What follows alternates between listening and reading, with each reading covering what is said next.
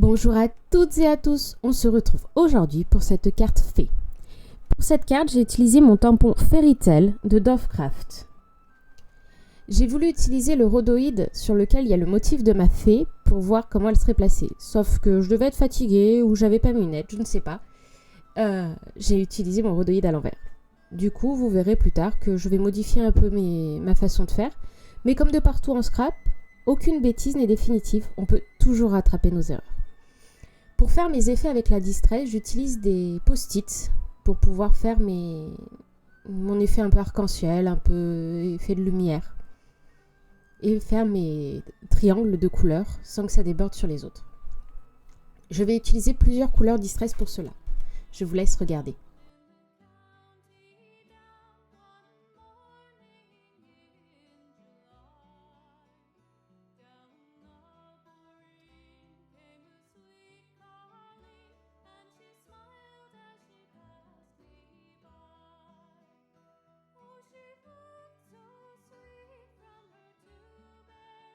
Une fois ma première couleur réalisée, je vais essayer de faire ma deuxième couleur sur le côté. Bon, j'ai voulu mettre mes papiers à post-it trop vite sur mon encre Distress qui n'était pas tout à fait sèche. Du coup, ils n'adhéraient pas. Du coup, j'ai besoin de les maintenir correctement pour continuer. Mais ce soir-là, j'étais pressée et pas très réfléchie, donc j'ai fait plusieurs petites bêtises. Mais que je rattrape au fur et à mesure à chaque fois, vous pourrez le voir au cours de la vidéo.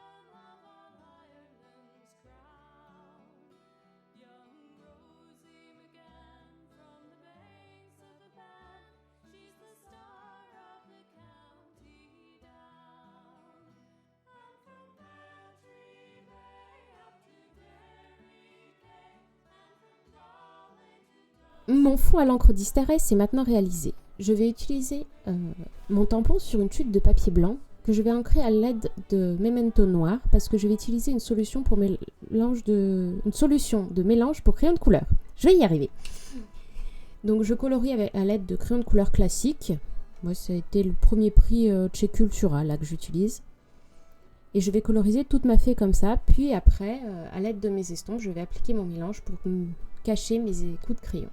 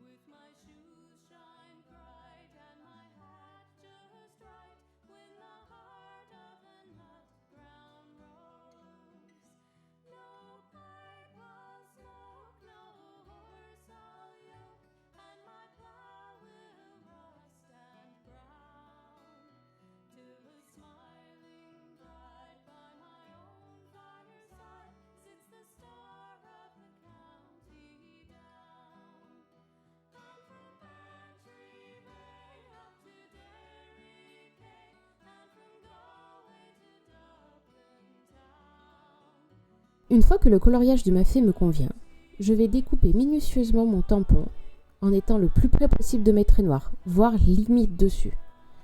Et à la fin de ma découpe, je vais passer mon feutre Memento avec la pointe pinceau tout autour pour cacher si j'ai laissé un peu de blanc.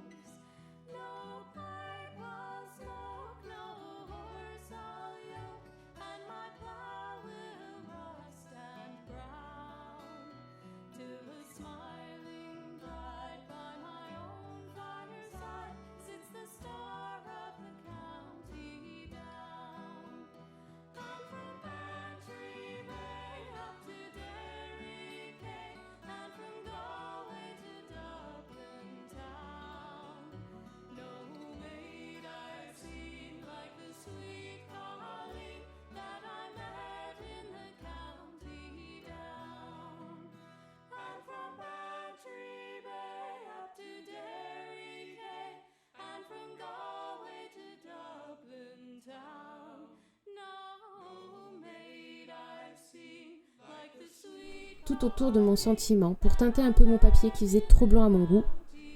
Je vais ensuite arrondir les angles grâce à ma corner champer. Et puis je vais repasser mon pinceau parce que j'aurais dû le pincer qu'à la fin. Puis je vais coller enfin mon sentiment sur ma carte.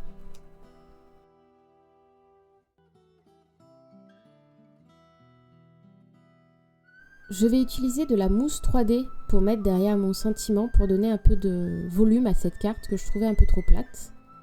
Donc j'utilise des carrés de mousse assez épais, les plus épais que j'avais.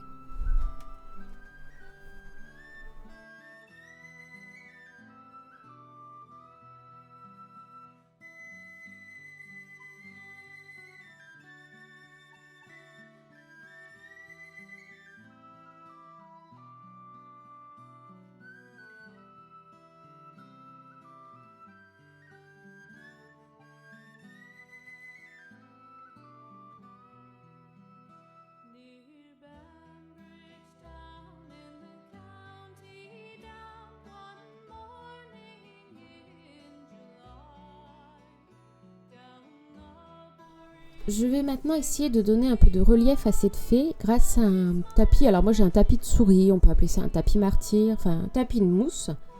Et mes dotting tools, je vais passer mon plus gros dotting tool derrière toute la fée. Après je vais retourner ma fée, passer mon plus fin dotting tool sur tous les traits qui m'intéressent de garder pour le volume. Donc les cheveux, le corps, un peu la jupe. Et je vais repasser mon gros dotting tool derrière, ce qui donne du relief à ma fée. J'aime beaucoup cet effet. Je vais ensuite coller cette fée grâce à du silicone, parce que je trouve qu'avec les carrés 3D, justement, on perd ce volume naturel du tampon.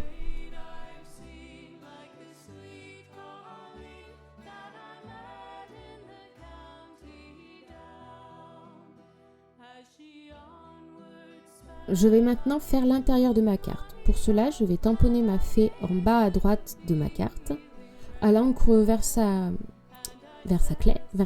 fine, noire. Et je vais faire quelques papillons à l'aide d'une encre violette beaucoup plus claire que sur le devant, pour faire un petit effet de rappel de la carte. L'avantage d'avoir fait des papillons très clairs, c'est qu'on peut écrire dessus et que cela n'embête pas.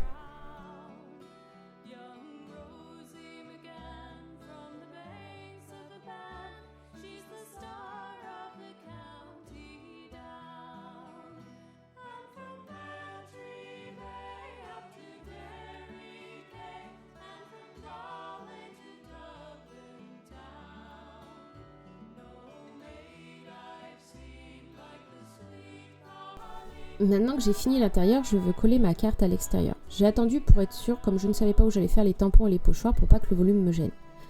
Comme j'ai utilisé de la Versafine et qu'elle est à séchage lent, je mets un morceau d'essuie-tout entre les deux pour être sûre que ma fée ne se reporte pas de l'autre côté. Je vais maintenant centrer ma carte, enfin ma page sur ma carte, et la coller à l'aide d'un double face fin.